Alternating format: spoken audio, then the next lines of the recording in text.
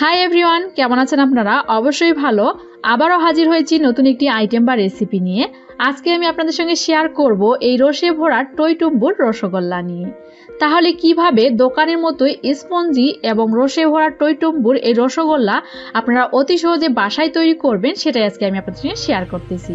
তাহলে সঙ্গেই থাকুন। আর শুরু করার আগে আপনাদের কাছে ছোট্ট একটাই অনুরোধ রইবে, যদি আমাদের এই ভিডিওগুলো আপনাদের ভালো লাগে তবে অবশ্যই আমার চ্যানেলটিকে সাবস্ক্রাইব করবেন এবং পাশে থাকা বেল আইকনে ছোট্ট একটা ক্লিক করবেন।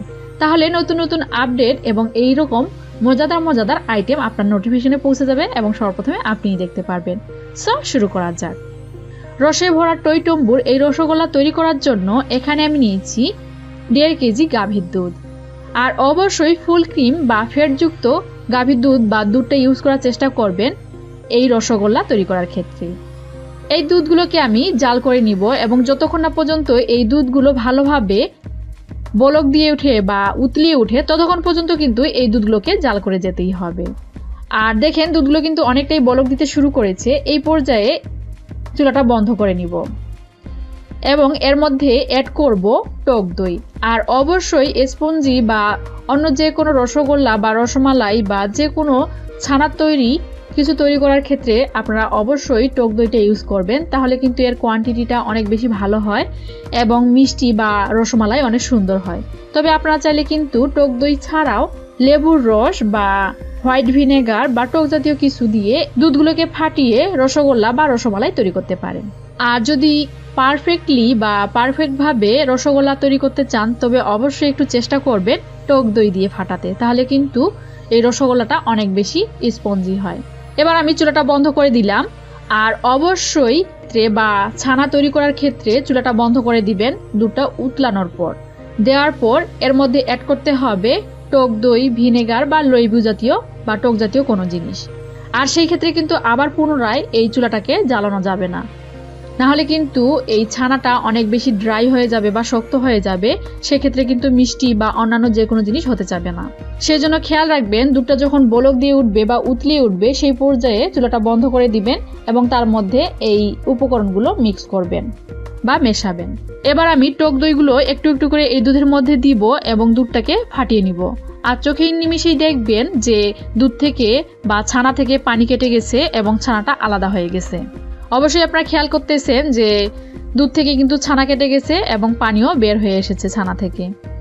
এবার আমি সঙ্গে সঙ্গে একটু ওয়েট করা যাবে না, এই পর্যায়ে সঙ্গে সঙ্গে একটা ছাঁকনির মধ্যে এই ছানাগুলোকে ঢেলে দিতে হবে।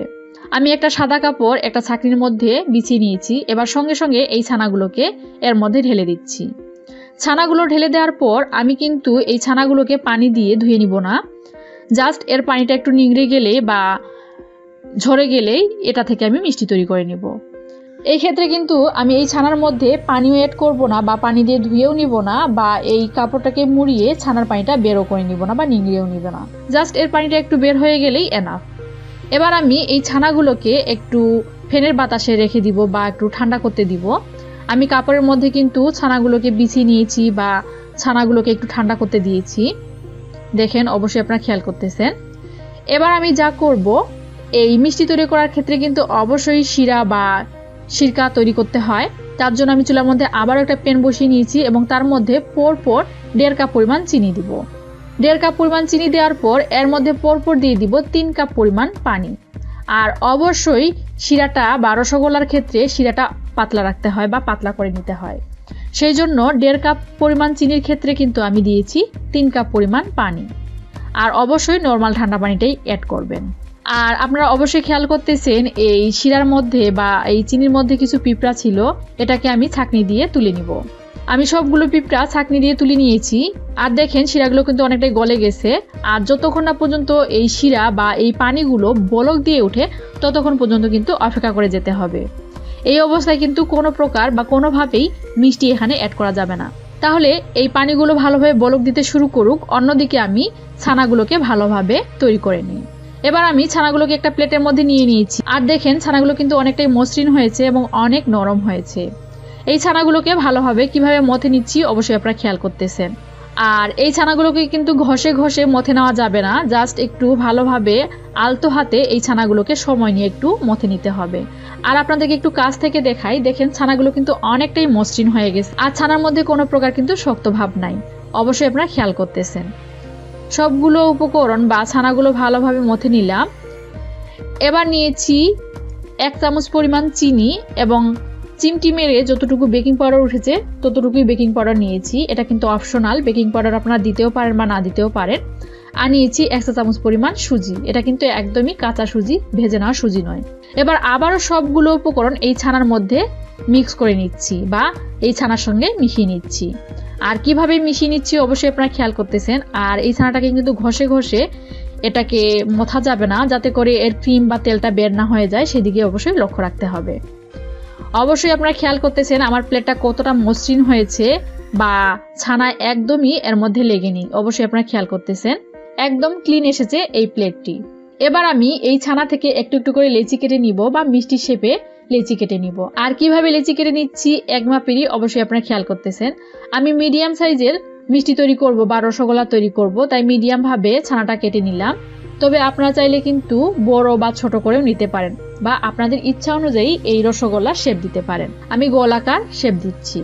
আর অবশ্যই খেয়াল রাখবেন যখন ছানা থেকে মিষ্টি শেপ দিবেন তখন যেন, আর মিষ্টি শেপ দেওয়ার ক্ষেত্রে এই মিষ্টিগুলো যেন না ফেটে যায় বা না ফাটল ধরে, সেদিকে অবশ্যই খেয়াল রাখবেন। যদি ফেটে যায় তাহলে অবশ্যই বুঝে নেবেন আপনার ছানাটা পারফেক্ট হয়নি এবং মিষ্টিটাও কিন্তু ভালোভাবে হবে না বা মিষ্টিটা শক্ত হয়ে যাওয়ার সম্ভাবনা থাকবে। তাই অবশ্যই মসৃণ এবং ক্লিন ভাবে এই মিষ্টি শেপটা দিতে হবে। আর আপনাদেরকে একটু কাছ থেকে দেখাই, আমার মিষ্টি শেপটা কিন্তু দেওয়া হয়েছে এবং হাতটা দেখেন অনেক ক্লিয়ার এসেছে এবং হাতের তালুতে তেলের মতো দেখা যাচ্ছে। আর মিষ্টিটা কিন্তু একদমই ফাটল ধরেনি এবং সুন্দরভাবে ক্লিন ভাবে এই মিষ্টিটা হয়েছে, তার মানে আমার ছানা একদম ঠিকঠাক আছে। আর দেখেন এখানে কিন্তু আমার মোট 12টি মিষ্টি হয়েছে। অবশ্যই আপনারা খেয়াল করতেছেন এই ছানা থেকে মোট 12টি মিষ্টি হয়েছে। এবার আমি এই মিষ্টিগুলোকে কুক করে নিব বা রান্না করে নিব। অন্যদিকে আমি যে চিনি শিরা তৈরি করার জন্য প্যান বসিয়ে দিয়েছিলাম চুলার মধ্যে, সেটা দেখে নিই যে সেই চিনি শিরাটা বলক দিয়েছে কিনা। এখনো কিন্তু বলক দিতে শুরু করে নেই এই চিনি শিরাটা। যতক্ষণ না পর্যন্ত বলক দেয় ভালোভাবে ততক্ষণ পর্যন্ত কিন্তু অপেক্ষা করে যেতে হবে। আর অবশ্যই মিষ্টি তৈরি করার ক্ষেত্রে এই চুলাটাকে হাই হিটে রাখতে হবে, কোনোভাবেই লো আঁচে রাখা যাবে না বা মিডিয়াম আঁচে এই চুলাটাকে রাখা যাবে না। একদম ফুল হাই হিটে এই চুলাটাকে রেখে দিতে হবে। আমি কিন্তু ফুল হাই হিটে এই চুলাটাকে ধরিয়ে নিয়েছি এবং দেখেন শিরাগুলো কিন্তু অনেকটাই বলক দিতে শুরু করেছে। এই পর্যায়ে সেই মিষ্টিগুলো এর মধ্যে ছেড়ে দিব। আর অবশ্যই একসঙ্গেই সবগুলো মিষ্টি ছেড়ে দেওয়ার চেষ্টা করবেন, নাহলে কিন্তু একটা আগে বা পরে কুক হবে বা সিদ্ধ হবে। সেদিকে অবশ্যই লক্ষ্য রেখে সবগুলো মিষ্টি একসঙ্গেই ছেড়ে দিবেন। আমি সবগুলো মিষ্টি কিন্তু একসঙ্গেই ছেড়ে দিয়েছি এবং চুলার আঁচটা হাই হিটে রেখেছি। এবার আমি প্যানের ঢাকনা দিয়ে দিব। প্যানের ঢাকনা দিয়ে দিলাম এবং প্যানের ঢাকনার যে ছিদ্রটা বা ফুটোটা আছে তার মধ্যে একটা লবঙ্গ দিয়ে এটাকে সিল করে দিয়েছি, যাতে করে এর গরম ভাব অতি সহজে বের না হয়। আমি ফুল হিটে এই মিষ্টিগুলোকে প্রায় 10 থেকে 15 মিনিট কুক করব। আর 10 থেকে 15 মিনিট কুক করার আগে কোনোভাবেই কিন্তু এই প্যানের ঢাকনা তুলে নেওয়া যাবে না বা প্যানের ঢাকনা খোলা যাবে না, সেদিকে অবশ্যই লক্ষ্য রাখবেন। 10 থেকে 15 মিনিট পর ফিরে এসে আমি এই প্যানের ঢাকনাটা তুলতেছি এবং আমার শিরাটা কিন্তু অনেকটা কমে এসেছে। এই পর্যায়ে দিয়ে দিব অল্প অল্প করে গরম পানি। যে কোনো ধরনের মিষ্টি তৈরি করেন না কেন, যখনই শিরাটা কমে আসবে বা গাঢ় হতে শুরু করবে তখনই কিন্তু একটু করে গরম পানি এর মধ্যে অ্যাড করবেন, তাহলে কিন্তু মিষ্টিটা অনেক বেশি সুন্দর এবং ফ্লাফি হবে। আর যদি ঠান্ডা পানি এখানে ইউজ করেন তাহলে কিন্তু মিষ্টিটা চুপসে যাওয়ার সম্ভাবনা থাকে, তাই মনে রাখবেন গরম পানিটাই এর মধ্যে অ্যাড করবেন। এভাবে করে যতবারই এর শিরা কমে যাবে ততবারই কিন্তু গরম পানি এর মধ্যে অ্যাড করব। আবারও এই মিষ্টিগুলোকে মিডিয়াম আঁচে কুক করব প্রায় 4 থেকে 5 মিনিট। 4 থেকে 5 মিনিট পর আবারও ফিরে আসলাম আর দেখেন মিষ্টিগুলো কিন্তু অনেক সুন্দরভাবে ফুলে উঠেছে, অবশ্যই আপনারা খেয়াল করতেছেন। এবং আবারও এটাকে কুক করব 2 থেকে 3 মিনিট।